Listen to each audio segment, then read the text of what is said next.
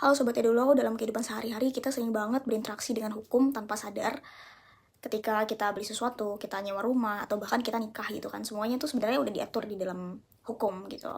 Ini ya cakupannya kita undang-undang hukum perdata atau yang kita kenal sebagai KUPER. Nah, kitab ini tuh menjadi dasar hukum sipil di Indonesia yang mencangkup hubungan antara individu dalam masyarakat. Makanya kenapa di sini aku akan ngajak teman-teman semua untuk ngupas apa aja sih isi di dalam KUPER ini. Dari buku pertama sampai dengan buku keempat, yang dimana ya kita semua tahu tiap buku itu pasti punya peran penting yang membantu ngatur kehidupan kita. Jadi yuk kita sama-sama memahami mengapa KUPER ini adalah fondasi yang penting. Tapi ya secara garis besarnya aja, karena kalau misalnya secara detail butuh durasi yang lebih panjang juga gitu loh. Kita mulai dari buku pertama ya. Buku pertama itu ngejelasin tentang orang. Jadi di KUPER buku pertama ini berfokus pada hukum mengenai individu dan statusnya di dalam hukum itu sendiri. Jadi di buku ini itu terdiri dari 19 bab yang dimana mencangkup berbagai aturan penting kayak ya yang pertama itu ada hak dan kewajiban individu atau rights and obligation.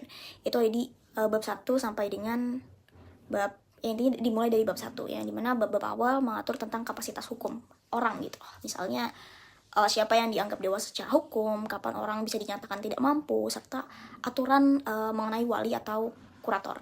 Nah, hal ini penting untuk mastiin bahwa individu memiliki perlindungan hukum loh sesuai kapasitasnya. Kemudian pencatatan sipil itu dimulainya dari bab 5 ya, mulai dari kelahiran, kemudian pernikahan hingga kematian, ini semuanya ada di sini gitu loh. Hal ini memberikan kejelasan hukum terkait status seseorang. Misalnya kita mau ngomongin tentang akte kelahiran. Akte kelahiran ini adalah bukti sah keberadaan hukum seseorang. Nah, ini juga diaturnya di dalam bab ini.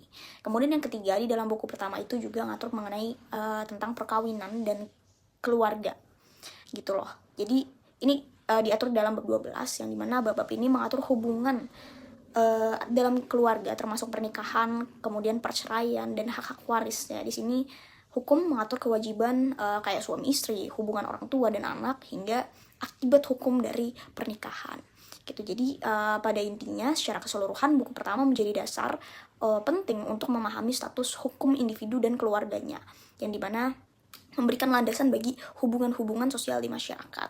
Kemudian kita melaju ke buku kedua. Nah, buku kedua itu tentang apa sih? Buku kedua itu tentang benda. Jadi maksud daripada buku kedua adalah mengatur hukum mengenai kepemilikan dan penguasaan benda.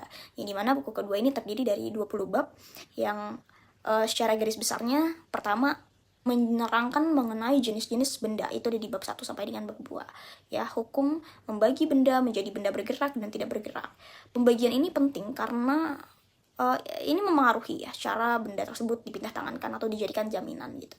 Kemudian yang kedua adalah hak kepemilikan. Ini dimulainya dari bab 3.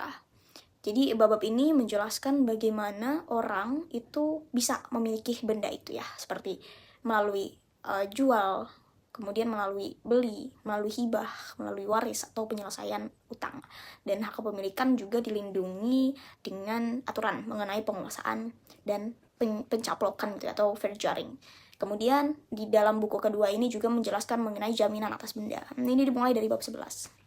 Jadi bab ini membahas hukum gadai, hipotek, hak tanggungan yang melindungi pihak-pihak dalam transaksi kredit. Misalnya hipotek pada rumah gitu kan, memberikan jaminan kepada pemberi pinjaman tanpa kehilangan hak tinggal pemilik rumah gitu. Jadi pada intinya buku kedua memastikan adanya kejelasan hukum mengenai benda sehingga masyarakat itu dapat berinteraksi dengan aman dan adil tentunya. Kemudian dalam buku ketiga itu tentang perikatan. Nah, perikatan, perjanjian gitu kan. Ya, perjanjian adalah salah satu dari perikatan.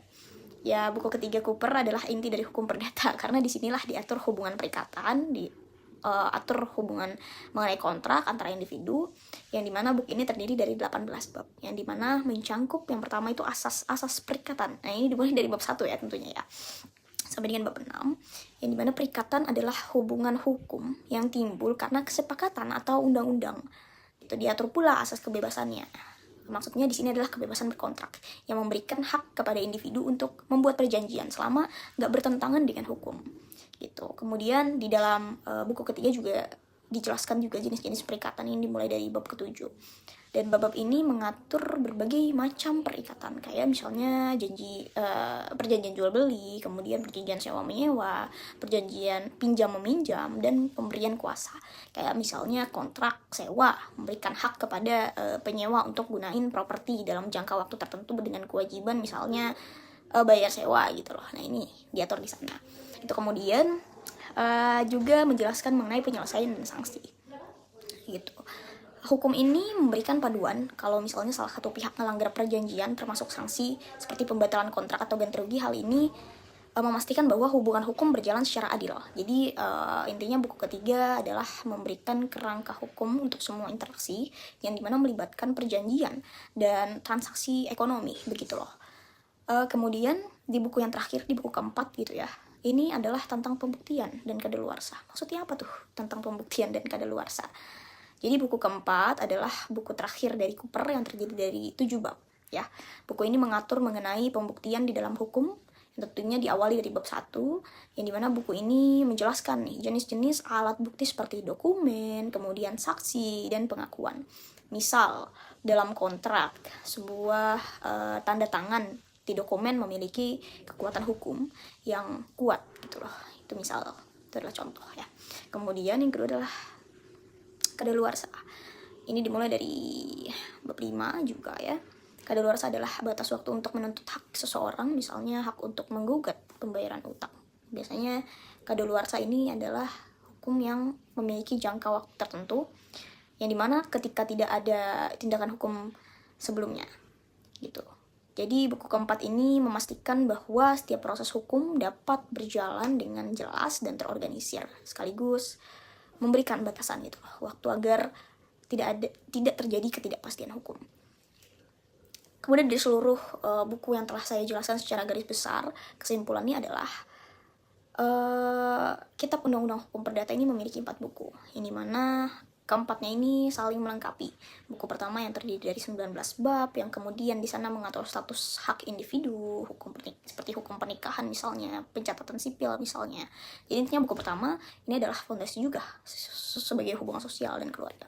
Kemudian buku kedua ini mencakup 20 bab yang mengatur kepemilikan benda, mulai dari jenis-jenis benda sampai dengan jaminan atas benda. Ya, intinya buku kedua sama pentingnya dengan buku pertama. Ya, untuk transaksi, properti, dan bisnis itu ada di buku kedua. Kemudian buku ketiga ini terdiri dari 18 bab, yang dimana mengatur mengenai perikatan kontrak yang memberikan kejelasan hukum dalam interaksi ekonomi dan sosial. Kemudian di dalam buku keempat ini memiliki 7 bab, yang dimana buku keempat ini mengatur mengenai pembuktian, mengenai kadaluarsa.